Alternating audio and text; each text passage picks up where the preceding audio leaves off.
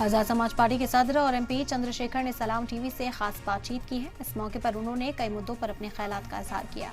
उन्होंने बीजेपी को तनकीद का निशाना बनाया, वहीं वक्फ अमेंडमेंट बिल पर भी अपनी बात रखी।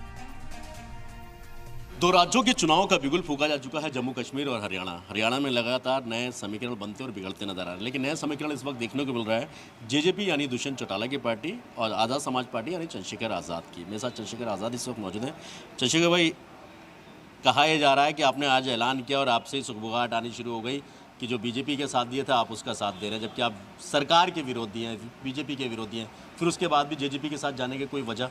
चुनावी अलायंस वर्तमान को ध्यान में रखे होते हैं। वर्तमान में आज़ाद समाज पार्टी लंबे समय से काम कर रही है। सैकड़ों आंदोलन हरियाणा में उन्होंने किए हैं। दिल्ली का एक बड़ा आंदोलन जिसमें 55 साथियों ने कुर्बानी दी थी हरियाणा से, उनका कर्ज मेरे ऊपर, उस कर्ज को उतारने के लिए मैं हरियाणा जा रहा हूँ।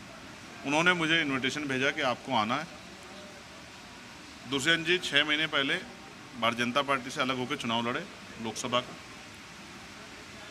लगातार वो भाजपा की नीतियों का, जिस नीतियों से नुकसान हुआ उनका विरोध कर रहे हैं। बाकी आज़ाद समाज पार्टी एक वैचारिक पार्टी है जो अपने विचारधारा के आधार पर अपने काम को कर रही है। और मैंने आपसे फिर कहा, हम लोग अपनी विचारधारा के आधार पर आंदोलन चला रहे हैं। ये हमारा आंदोलन है। हम राजनीति को व्यापार के तौर पर नहीं करते हैं, संघर्ष के तौर पर करते हैं, अवसर के तौर पर करते हैं। इस अवसर के जरिए हमें अपने लोगों की समस्या को उठाना है, उन समस्याओं को हल कराना है और अंतिम व्यक्ति तक भी बुनियादी सुविधाएं पहुंचे, इस बात का ध्यान रखना। अच्छे स्कूल कॉलेज जो हमारी पॉलिसी का हिस्सा है, अच्छे हॉस्पिटल जो हमारी पॉलिसी का हिस्सा है, महिलाओं का सशक्तिकरण, उनका संरक्षण, उनको रोजगार, उनकी सुरक्षा, ये हमारे जो बुनियादी विषय हैं। किसान को उनकी फसलों के दाम, कमेरों को न्यूनतम वेतन, मजदूरों का भी सम्मान, उनको भी मुआवजा, ये सब चीज़ों को ध्यान में रख के हर घर तक, हर हाथ तक रोजगार, महिला हो, पुरुष हो, बेटा हो, बेटी हो, उन सब की व्यवस्था करने के लिए हम लोग राजनीति कर रहे हैं। उसी के लिए उसको हम आगे बढ़ाएंगे। पक्की नौकरी, लेटरल, संविदा, निजीकरण, आउटसोर्सिंग,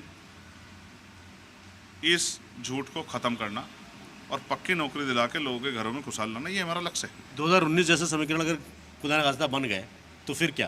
कौन से समीकरण की बात करें, जो पार्लियामेंट में थे? नहीं, पार्लियामेंट की बात नहीं कर रहा हूँ मैं, बात कर रहा हूँ जेजेपी जब बीजेपी के साथ गई थी। अगर पूरा भरोसा है जेजेपी की वो अब नहीं जाएगी, किन मुद्दों पे? हम पहली बार बैठे तो यही बात हुई कि अगर भविष्य में इस तरह के सिनेरियो बने तो भारतीय जनता पार्टी से किसी भी तरह का कोई संबंध नहीं होना चाहिए। उन्होंने इस बात मतलब ये तय है कि बीजेपी के साथ नहीं जाना, बाकी किसी को समर्थन की जरूरत नहीं। बताता हूँ, अब 2019 नहीं है, 24 है। 2019 में तो क्या कोई मामला जेपीसी में गया हो तो आप बता दो। जो चाहा डंडे के जोर पे वो 24 में लागू करा देगा, 19 में। अब क्या है, अब तो हर मामले में विरोध होता है और जवाब देना पड़ता है। और सहमति और असहमति इस तरह की, सरकारें इस तरह की बनी। देखिए, जो सरकारें मजबूर होती है, जैसे ये सरकार है सेंटर की, कुछ भी करने से पहले नीतीश जी की, नायडू जी की राय जाननी पड़ती है।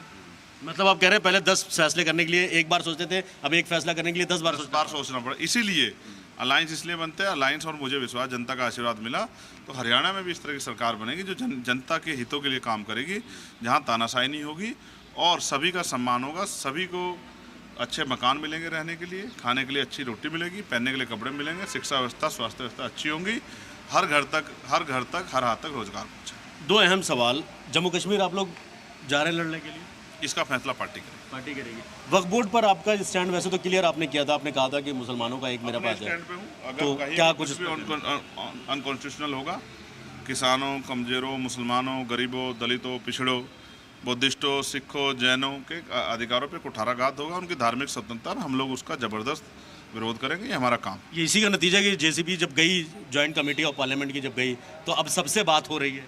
होनी भी चाहिए। ये लोकतांत्रिक देश है, सब कुछ जन समर्थन पे होता है और उसके बाद जो जन समर्थन यहाँ आता है उसी के जरिए कानून पारित होने चाहिए, तभी जो भला होगा। तानाशाही करोगे तो फिर उसके परिणाम खराब हो सकते हैं। ये सरकार को भी समझ में आ गया। अगर जरूरत पड़ी तो चंद्रशेखर आज़ाद खड़े, हमेशा खड़े, कमजोरों के लिए हमेशा खड़े। चलिए, बहुत बहुत शुक्रिया हमसे बात के लिए। साफ तौर पर कि जिस तरीके से चंद्रशेखर आज़ाद रावण वक्फ अमेंडमेंट बिल को लेकर अपनी स्थिति पूरी तरीके से साफ कर चुके हैं। उनका साफ तौर पर कहना है कि इस तरीके के कानून वो किसी भी सोसाइटी, किसी भी समाज, किसी भी मज़हब के लिए होंगे तो वो खड़े नजर आएंगे। वीडियो जर्नलिस्ट रंजन रस्तोगी के साथ सैयद मुबशिर, सलाम टीवी, दिल्ली।